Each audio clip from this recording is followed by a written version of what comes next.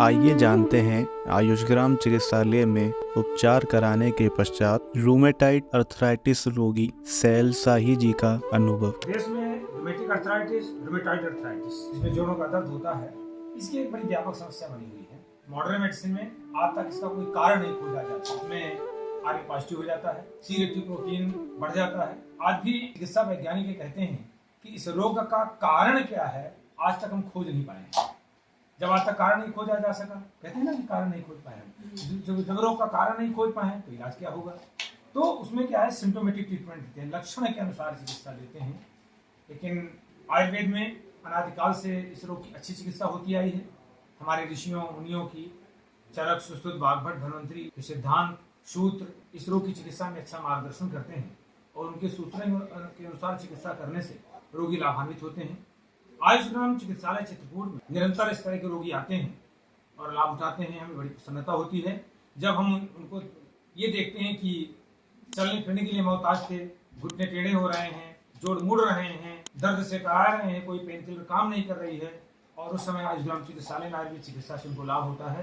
तो ये ऐसे परिणाम देकर के हमको बड़ी प्रसन्नता होती है। हमें अपने ऋषियों मुनियों के सिद्धांत पर, विज्ञान पर गर्व होता है। इसी क्रम में हम एक आपका परिचय करा रहे हैं सैल शाही, जो लखनऊ से हैं। वैसे बिलोंग करती हैं शायद बलिया से बिलोंग नहीं, लखनऊ देवरिया से बिलोंग करते हैं और वैसे लखनऊ में हैं। तो ये हमारे पास 19 दिन पहले आती हैं। अभी बहुत ज़्यादा उम्र नहीं है कि 43 साल उम्र है और इनकी उंगलियां जो है पूरी टेढ़ी हो चुकी थी, चलने फिरने के लिए परेशान थी। नीचे एंकल जॉइंट में, जिसको हम गुल्फ संधि कहते हैं, वहाँ बहुत दर्द होता था, भूख नहीं लगती थी, हल्का बुखार बना रहता था, पीड़ा से करा रही थी। उनको हमने यहाँ आवासीय चिकित्सा की सलाह दिया। इसके बाद हमने चिकित्सा शुरू किया। आवासीय चिकित्सा में उनको दी बस्तियाँ, स्नेहन, स्वेदन ये दिया गया और एक सप्ताह बाद अच्छे परिणाम आना शुरू हो गए। रोगी हमारा बड़ा पॉजिटिव है, बहुत सपोर्टिव है, क्योंकि स्वयं प्रसन्न चित्त दिखाई पड़ती हैं और सकारात्मक रहती हैं, इसलिए और जल्दी लाभ होना शुरू हो गया। अब ये अपने मुंह से बताएंगी। तो सैल शाही जी, ये आपको बीमारी कितने साल से शुरू हुई थी? 10-12 साल हो गए थे। तो 10-12 साल से इलाज कहाँ कहाँ चलता रहा आपका? लखनऊ में हुआ है, हमारे वहाँ भी हुआ था, गोरखपुर में भी हम कराए थे। गोरखपुर में भी कराए थे। हाँ, इसको मॉडर्न मेडिसिन वाले एक और नाम दे देते हैं, ऑटो इम्यून डिजीज। एक बड़ा अच्छा नाम। जब हम लोग पढ़ते थे तो ऑटो इम्यून डिजीज में 40 प्रकार के बीमारियां होती थी और बढ़ते बढ़ते वो हो गई 127 प्रकार की। जो बीमारी का इलाज नहीं खोज पाते हैं, दो नाम बहुत अच्छा दे देते हैं, ऑटो इम्यून डिजीज और सिंड्रोम, फला सिंड्रोम हो गया। तो आदमी परेशान हो जाता रहता है कि अरे ऑटो इम्यून डिजीज कौन सी है। तो इसके बाद डॉक्टर ने क्या कहा था कि आपको जीवन भर दवाई खानी पड़ेगी। हाँ, बोलते थे ना ठीक हो जाएंगे, लेकिन दवा खाने के बाद भी हमें दिक्कतें बढ़ती रही। ठीक नहीं होता था, तसल्ली नहीं मिला, चला ही नहीं जाया। इस उम्र में अगर दिक्कत बढ़ जाए इतना तो फिर हमें भी टेंशन होती थी। तो फिर हमारे एक रिश्तेदार ने जो आई थी, फिर वो बताई हमको, तो फिर हम कहे भैया हम कहीं नहीं जाएंगे, वहाँ जाएंगे। हाँ, तो आपने लखनऊ में अपोलो में भी ट्रीटमेंट करवाया था? जी, अपोलो में करवाया। 1 साल तक ट्रीटमेंट लगातार चला।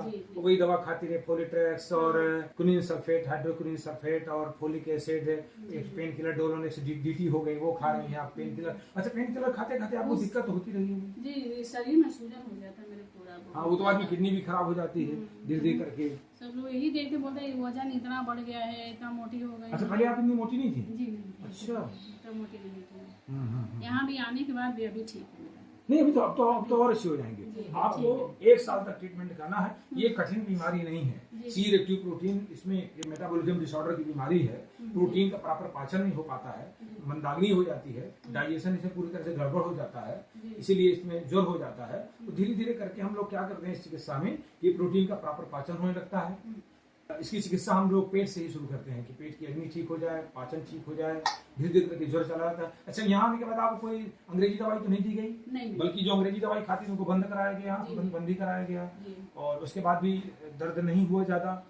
और उसमें देखिए आपका भी उनको सहयोग बहुत अच्छा प्राप्त हो, क्योंकि रोगी अगर पॉजिटिव है, सकारात्मक है ना, तो बहुत तेजी से लाभ मिलता है। ये बहुत, रोगी की सहन शक्ति कितनी अच्छी है, ये बहुत अच्छा होता है। तो अब आप 1 हफ्ते बाद से आपको लाभ होना शुरू हो गया था ना? जी। और आप क्या कहना चाहिए, थोड़ा बता दीजिए। जी, हमें भी यहाँ आके बहुत तसल्ली मिला, परिवार जैसे प्यार मिला। सब लोग बहुत अच्छे हैं यहाँ पे सर। आयुष ग्राम चिकित्सालय जी, चित्रकूट में लगा ही नहीं कि अपने घर से हम इतने दिन दूर हैं। हाँ, हमारे यहाँ के जो स्टाफ है, जी, नर्सेज हैं, डॉक्टर हाँ, हैं, सब लोग बहुत ही अच्छे हाँ, हैं। यहाँ के बड़े परिवार डॉक्टर साहब जैसे। लोग डांटते बहुत हैं। हाँ। डांटते तो है, आपको मछली खाने के लिए मना कर दिया, देखिए डॉक्टर ने कह रखा तो मछली खाई है। हाँ, मछली खाइए, सब चीजें खाइए, खाने के बाद भी बढ़ता अब रहता है बताइए, तो क्या देखिए ये नहीं विचार कर रहे हैं कि इस रोग में सादा अनाज तो पचता नहीं है, जी सादा दाल चावल रोटी तो पचती नहीं है इसमें, हैं? बताइए मछली कौन पचा पाएगा? एक विचार। दूसरा विचार बताइए, C-reactive प्रोटीन है, प्रोटीन ऑलरेडी वो विकृत हो जाता है। अब बताइए और कह रहे हैं मांस खाइए, कैसे पचेगा? और कैसे? अरे भाई ओमेगा 3 पर से काम चल जाएगा क्या?